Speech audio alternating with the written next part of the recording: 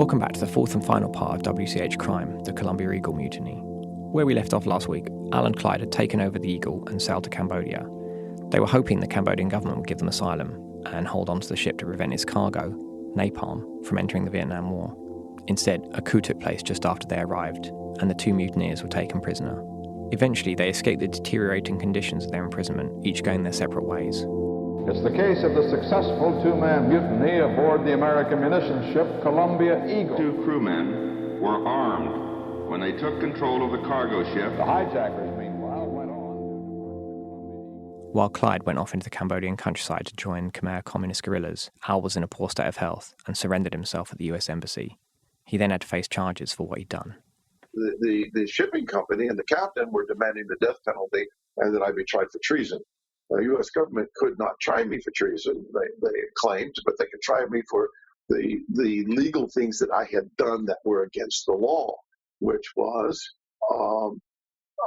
mutiny on the high seas, assault with a dangerous weapon, armed kidnapping, things of that nature. The Naval Intelligence Service officers who investigated the mutiny initially believed that more of the crew must have been involved, but Al was insistent that he and Clyde acted alone, and in the end, only Al faced charges. In total, Al was charged with 23 separate counts. But after some clever manoeuvring from Al's lawyers, prosecutors offered a plea deal. They could get a better deal, they thought, if I pled guilty, and they negotiated an offer with the federal government. The government they didn't want a showcase trial. They wanted this thing slam dunk put out of the way. And it just so happens that I had a judge, and this is what my lawyers told me, that they believed that he was a Democratic judge and sympathetic, and that we would probably get a fair shake from him. They had negotiated. I didn't have to take the deal. I could have turned it down. But they said, we've talked to the government, and they're willing to have you plead guilty to 2 or 3 of the charges for a minimum sentence of 10 years. Al's lawyers told him they couldn't guarantee that's what would happen, but he took a chance and agreed to do it. They were banking on the fact that the government didn't want to put up a fight that would have taken them to trial. Potentially, a trial could have been high profile and could have rallied the support of the anti-war movement, as apart from anything else, Al's charges proved that he wasn't working as a government agent. So Al pled guilty to 2 counts and was given the maximum sentence for each, 10 years for mutiny and 5 years for assault with a deadly weapon. Initially, the judge ruled the 2 terms should run consecutively, one after the other, rather than concurrently as agreed with the prosecutor. But fortunately for Al, after objections from the defence and consultation with the prosecutor, the judge reversed his ruling and agreed for the terms to run concurrently. Despite all that Al had been through, he was able to take a stand against the war. We were in all the papers all over the world. Nixon had cabinet meeting and was talking about it. It just blew him the fuck away. Why? Don't they love me? It was done politically. We made a political statement, and the government did their best to squash that political statement. But in the end, Al did feel that his decision to plead guilty diminished that statement. And I colluded. I colluded to help them to squash it by pleading guilty. If I had pled not guilty, I probably would be in the prison still to this day. And they could have convicted me on every single fucking charge. So just 2 days shy of a year after his mutiny, on the 12th of March 1971, Al began his 10-year sentence at Lompoc Federal Prison. In an interesting parallel, across the Atlantic shortly after this, John Barker, the same age as Al, was also jailed for 10 years for his involvement with the Angry Brigade. And like with John, who we spoke to in our episodes 2 and 3, Al continued his resistance behind bars. When I went into the prison, my first day in the prison, it was divided into different groups. On one side sat the blacks, on the other side sat whites, on the other side sat the Native American indigenous, on another side sat the Hispanics, and then there was a sprinkling of others someplace else. And but the dead center in the chow hall was empty. I picked up my tray of food and turned around and looked and realized the only place I fit is in that dead center. And so I went over and sat at a table all by myself. And then slowly but surely, people got up from other places and walked over and brought their trays and sat down near me. And within a few minutes, there was probably 10 people. Most of them were resistors, anti-war resistors, and or hijackers for airplanes or whatever. And so it was amazing. Some of them had been in the military and resisted. And so what happened was all of a sudden the center became this multiracial conglomerate. And every day, that's where I would sit. I picked the center. And every day it got bigger and bigger. And then by the time I got released, it was a mixed chow hall. That's not to say that it wasn't totally mixed. There was still segregation going on by themselves, but it was self-chosen segregation. And but it wasn't because of peer pressure. I felt pretty good about that. Well, I actually got some neo-Nazis and some Klansmen to not remove, but to cover their tattoos. That's not easy to do. What happens is you have to build bridges. You have to build connections. You have to have empathy. And you also have to understand their struggles. But more importantly, what I would point out to people continuously from day one, why are you fighting amongst yourselves? You have a common enemy.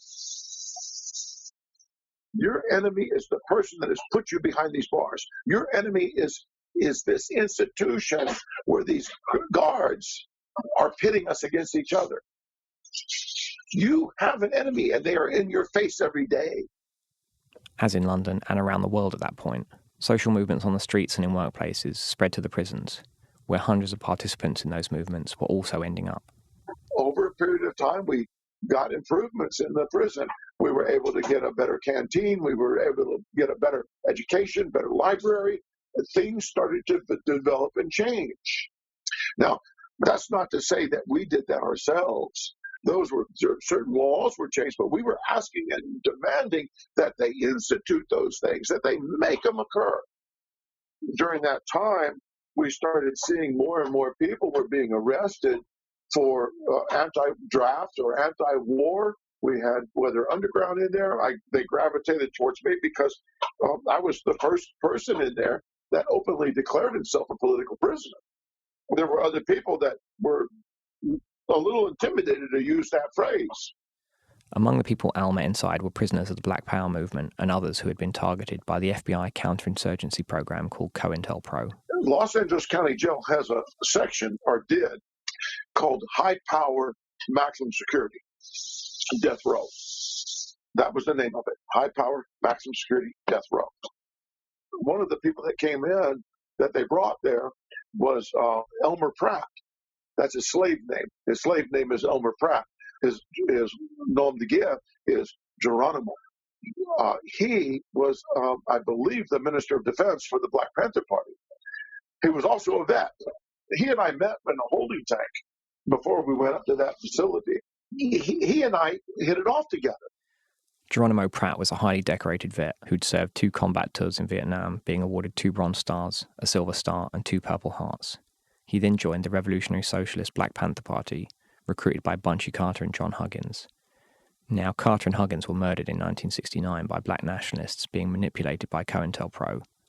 Then Pratt himself became a target of the program after the FBI said they wanted to neutralize Pratt as an effective functionary of the Panthers. Shortly after, he was arrested for the murder of a teacher, based largely on the evidence of a key witness, who later turned out to be an FBI informant, although his conviction wasn't overturned until 1997. With their shared commitment to the revolutionary movement, Al and Geronimo became friends. That friendship only strengthened after one day. The guards assaulted Geronimo. He had done something, not any problem at all. He may have talked back to some guard, and they popped his cell open. And they rushed in with a bunch of guards and just beat the fuck out of him and drug him out. And so when this happened and the guards went running down there, I saw who it was that they were dragging out. I stood up at the bars and started cussing the guards and started to tell them, fuck you, you punks, you ain't got no ball. You know what I'm saying? You eat shit for breakfast because you're pigs. You start dumping on them. When you see someone being drugged out, next thing I know, my cell door's open and they're beating the shit out of me. And they drugged me off. They took him to solitary, and they put me in solitary. So we were in cells next to each other in solitary confinement. We got a chance to talk at night and stuff, or during the day. We didn't have anything else to do. You're sitting there. It later turned out that Geronimo was a good friend to have in the California prison system. One day, Al was put in a holding cell waiting for a court appearance with a number of other inmates, not all of whom shared Al's philosophy that prisoners shouldn't fight amongst themselves. A couple of the blacks, thuggy type guys, started to make a move on me because I was a rather small guy. At which point, I looked up and I saw Geronimo in the next cell, right next to us. And I looked at him and I said, Geronimo. And he looks up at me, and those two guys stopped, and he looked at him, and he said, you all leave this fucker alone. Everybody in that cell moved away from the bars when he and I hugged each other through the bars. Because of his plea deal, when Al got out of prison, he was still a young man. But Clyde wasn't so lucky. After his escape, Al never saw or heard from him again, and it's only much more recently that researchers found out what happened to him. US military investigators managed to build a likely picture of what happened to Clyde and Larry Humphrey, the military deserter he escaped with. This was built on by Roberto Loiederman and Richard Linnett, who retraced Clyde's steps researching their book, The Eagle Mutiny, which then sparked renewed interest in the case. After Clyde and Larry got out of prison, they headed to the countryside to join the forces of the Communist Party of Cambodia, who later became known as the Khmer Rouge, but at the time were known as the Khmer Communists, or KC. Remember that this was in 1970, a few years before they took power and murdered hundreds of thousands of people, so Clyde and Larry wouldn't have known exactly what they were getting into. But at the time, they thought they'd be welcomed with open arms for an act of rebellion against the American war effort. It was an act that was suspect from all sides. Everyone suspected them of being something other than what they were. I mean, the Americans, suspected that they were communists. The communists suspected they were acting for the Americans, et cetera, et cetera. So they were caught in a kind of limbo. They did get involved with the KC, but their status was somewhere closer to captives rather than members of the group. They were put up in a house near Sankei Kaun and given tasks like carrying ammunition cases around. They weren't given KC uniforms, but they went out and bought some themselves to wear, and some local people said they weren't allowed to speak with them. In their naivety, Clyde and Larry didn't appreciate that authoritarian communist groups typically demand the same sort of obedience as capitalist ones. There was also something rebellious about McKay to begin with, in terms of he was always rebelling against the way that he was treated, because McKay had demanded equal treatment with other people who were part of the Khmer Communist cadre. In June 1971, in protest at differences in rations between them and KC members, they went on hunger strike for a day and a half. When this failed to move KC cadres, they tried to go to another village to find food and cigarettes, but were arrested. The Khmer Communists felt they just couldn't handle these two guys any longer, and they took them out into an area not far from Sankei Kaon, where they were killed, and their bodies were buried there. There's more to the story of Clyde's remains in the bonus audio for this episode for our Patreon supporters, but the short version is that in 2003, US government investigators DNA tested bone fragments found at the site, and they were positively matched with the DNA of Clyde's mother and sister. The following year in California, Clyde's family were finally able to have a funeral and buried his remains in the family plot. As for Al, he served his time and is now more active than ever. He recently went back to Cambodia with his son to see where Clyde ended up. I flew into Laos and to Thailand, and from Thailand into Vietnam, and we traveled all the way down, and we used the book that Roberto and Richard wrote to go to Parrots Peak and track down the village where Clyde was killed, and where his remains were recovered. And so we met with the villagers. We had a nice dinner with them, and they told us their stories, and they even took us over to the gravesite, not the gravesite, the murder site. That day in 1970, Al and Clyde were driven to do something extremely brave and extremely dangerous by the extreme circumstances and the dire human cost of the Vietnam War, which Al had seen firsthand. It had devastating consequences for both of them. Al lost his freedom, his family, and nearly his sanity, and Clyde lost his life. And in the end, the napalm made it to Vietnam anyway. But their rebellion did shock US authorities and contribute in a small way to slowing the flow of munitions to the region, and brought the anti-war movement to TV news and newspaper headlines around the world. and facing continued resistance from North Vietnamese and Viet Cong forces, and escalating resistance at home and amongst service personnel, eventually the US was forced to withdraw. Shipping and dock workers can play a key role in anti-war movements. When transport workers get organised together, they can stop vital flows of arms into war zones. For example, in 1920, dock workers in England refused to load armaments for use by the Allies against the Russian Revolution. In the 1930s, dock workers in Australia and the US refused to load iron for the Japanese war in China. British dockers in 1973 went on strike rather than load British weapons to be sent to General Pinochet in Chile. And more recently, in 2003, train drivers in Scotland refused to move a freight train carrying ammunition to be used in the Iraq War, which Al opposed as well. But Al and Clyde were on their own, which put them in a really difficult situation, as they couldn't just take part in a collective strike, say. Faced with those odds, many people would just either go along with the majority or maybe individually opt out of assisting the war effort. For Al and Clyde, they felt that wasn't enough. They paid a price for their actions. And was it worth it? For Clyde, we'll never know. But I did ask Al if he had any regrets, and this is what he told me. Fuck no. He did say, though, that he had wished they'd been able to take the weapons out of the war, but Al thought that the environmental cost of sinking the ship or blowing it up would be too high. Between his political activities, his day job, and his seasonal work as a Santa Claus, and a great one I should add, it was hard for Al to find the time to do this interview. I'm working with my old group, Vietnam Veterans Against the War, OSS. I'm also working with Veterans for Peace, the largest anti-war veteran group in the world. We have chapters all over the world, and if I'm not mistaken, we have an observation seat at the United Nations as an NGO. We have chapters in Okinawa, Japan, the Philippines, Vietnam, England, Germany, etc. We have chapters all over the world. While the Merchant Marine is technically a civilian body, mariners are sometimes recognised as vets.